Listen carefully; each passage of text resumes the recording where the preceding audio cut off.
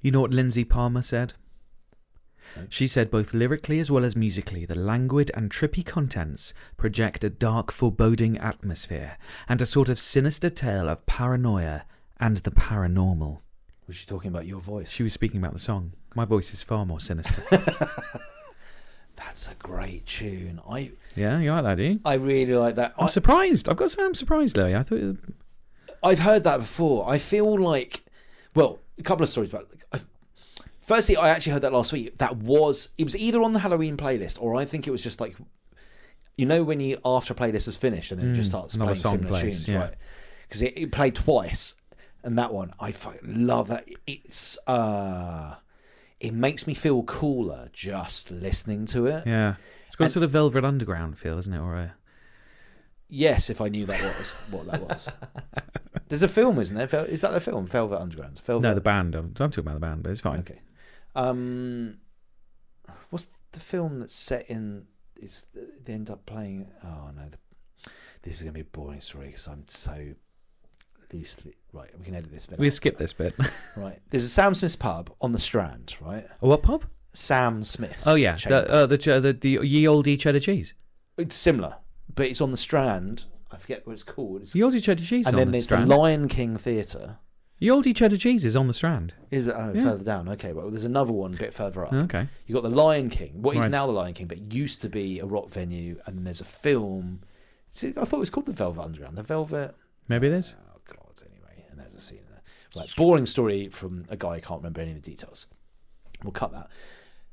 This tune, however, yes, yeah. So I heard it on that podcast.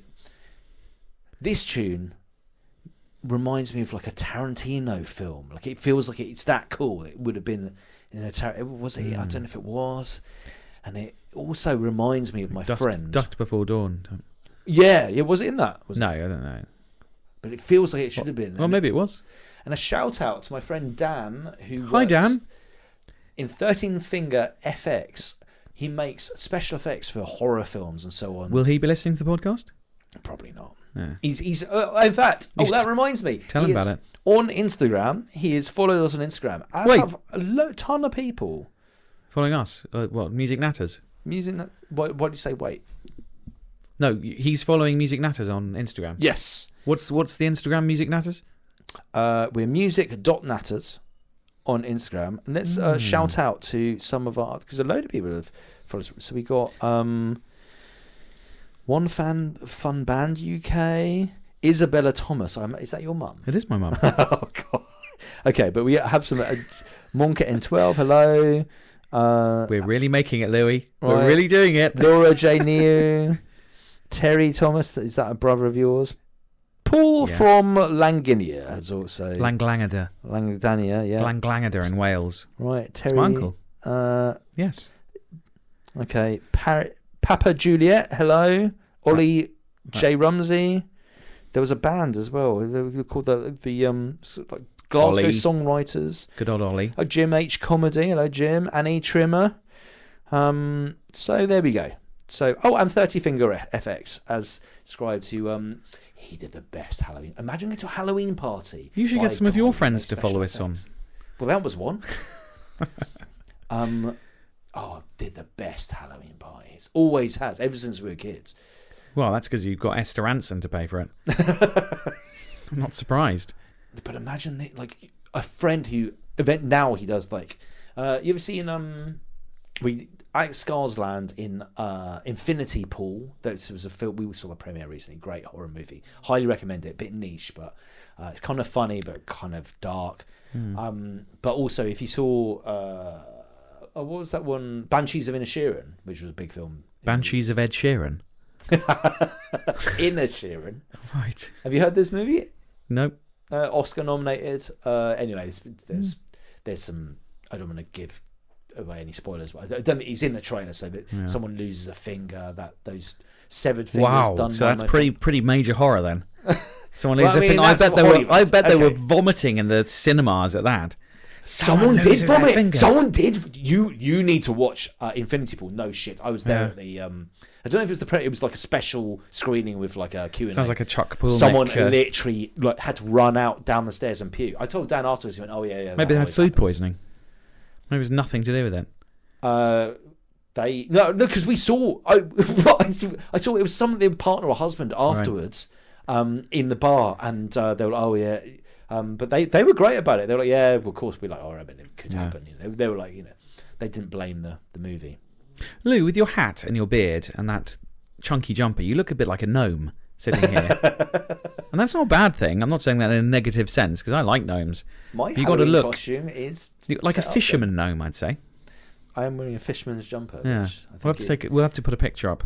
On the I think my head just pops out over the top on the album cover of this podcast. Sinister Derek. See that. So that song was by. Yes. No, you won't know. It's by Donovan, not Jason Donovan. Before you. What? No. I knew you were going to say it. I thought I'll just save you the embarrassment by. I would Donovan. not have guessed that, but during that tune, I Shazammed it because I was like, I love this tune. I want this on You my playlist. Cheated. So I forgot. I wondered why you were fiddling around on your phone. It's because I love that tune so much that it's now saved to my Spotify. Season of the Witch. Donovan released that in August 1966 on his third studio album, Only 10 years out, Sunshine then. Superman. Do you know what Donovan's doing now? No, I also can. He's really famous, isn't he? But I couldn't even name any of his other tunes. I bet there are some famous ones. Well, he's worked with some amazing people. He taught John Lennon as a finger picking style. Okay. So without him, there wouldn't have been like Dear Prudence, Julia, that kind of thing. Yeah, and he's had some amazing like backing musicians. Imagine having your backing musicians like Jeff Beck, John Bonham, Jimmy Page, John Paul Jones. I mean, that's Yellow Mellow. You must have heard of Yellow Mellow. They call him Yellow Mellow. Yeah, is that one of his? John Bonham, Jimmy Page, John Paul Jones for Led Zeppelin. There's that thing they talk about standing on the shoulders of giants. Yeah, perhaps he was the giant, and then John Lennon and so on have really sort of stood on his shoulders. Well, certainly in terms of finger picking, yes. Yeah. At the very least. Finger picking, yeah. Well, I think I liked every one of these tunes so far on this playlist. Okay. This is a killer and a killer playlist. A killer playlist. Killer for Halloween. Music Natters. A killer playlist. Well, I'm impressed with that voice. I can't do much of it, otherwise I start sounding racist. What race are you against there? The undead. I see cheese of king. Oh, okay. Louis Armstrong, right? Don't write anything saying that it's racist, because it isn't. hello@musicnatters.com is our email address, or go to www.musicnatters.com. We've got all our socials. We're on Twitter and various things. I mean, Facebook, Instagram. So do message us, as Catherine, our listener, did, and correct us when we're wrong. And don't forget, any complaints, go fuck yourself at musicnatters.com. We'd love to be corrected, especially if it's Nigel got it wrong. Did you know trick-or-treating has a medieval past? Did you know that, Louis? I did not know that. In medieval times, the same activity known as gweezing took place in Scotland and Ireland. They'd go door to door asking for money and food in exchange for songs, rhymes, or tricks they could perform. You know that? No, I didn't know that. The other thing, I'm going to question for you. Have you ever heard of Mischief Night? No. Or Goosey Night? No. So apparently, it's a thing that happens in the UK, but maybe more up north. 30th of October. Okay. That's Hallows Eve. That is known as Mischief Night. Okay. And the earliest reference to that is from 1790. So it's traditionally a time when like kids and youngsters, youths, go and do pranks like toilet paper in the streets and eggs and stuff on their stuff in the neighbour's home. But apparently they do it like in Yorkshire and Liverpool. Or maybe they don't these days, but in parts of America they do it. Yeah, Mischief Night or Goosey Night, 30th of October. I feel like Halloween... Never heard of it. No, I've never heard of that. I feel like Halloween really took off after E.T. The film. I feel like Halloween is... Do you know what I mean? In the 80s, like, Halloween wasn't such a big deal, and then these American films came out, and then it became a bigger thing over maybe here. stuff like that, because it's always been bigger in America. Thanks, since it was banned in America initially, but then 9 billion of sales. Pilgrims, but then The Puritans can't have the pagan Puritans festival. were not keen on it. then it became a lot bigger. Although the only I regret, because I think Bonfire Night should be celebrated more. Burning the Catholics, yeah. Well, yeah. Yeah. No, it wasn't just Catholics, was it? It was, so they were going to blow up a nice building. Guy Fawkes, but I think having a lapsed Catholic girlfriend, she jokes about that he was a Catholic, that was burning a Catholic. But I think we kind of focus more on Halloween when we should also remember Bonfire Night. I bloody love Bonfire. I actually prefer Bonfire Night, partly because it's closer to my birthday.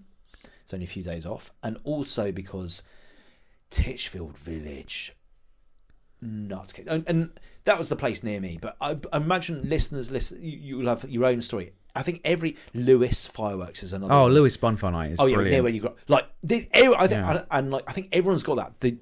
The small town village near you that had the fucking crazy bonfire night, where like Otterley St Mary, where they run in the streets with barrels, burning on fire. barrels. It's the most bonkers. I remember thing I've that. ever seen. And people just get out of the way, don't they? if someone's running down the street with a huge barrel that is on fire, carrying it. You'll find space to step aside. And the streets are busy as well. It's a friend of mine was in Edinburgh. They got a similar one. Like I imagine everyone's got the similar story of just people go mental, don't they? They get a little bit, and then just a fireproof mitten between you and like third-degree burns. Third-degree beans. Beans. Well, third-degree, nice hot sort of curry beans after a good bonfire night. Nothing wrong with that. Okay, another song then, Louis. Yes, please. Yeah, the last song. I've not guessed any of them, have I? But no. I had heard. Here is another song. Now, I was really torn with this song because I didn't know whether to do the original, which is superb. And now, normally I would play the original, but I decided to play the cover. Interesting. The cover version. Now, we had the whole episode on covers the last we episode, did. so if you listen to this the first time and listen back to the last one. This is a cover. It is a more famous cover. Okay. I don't know. Maybe I regret it now, but I will do a link to the original in case you haven't heard the original. Oh, yeah, in the show notes. But the cover, I mean, this is a superb version. So, we'll do the cover version and enjoy this song, Louis. Well, you've really sold it now. Oh, my God, Louis, behind you! My God!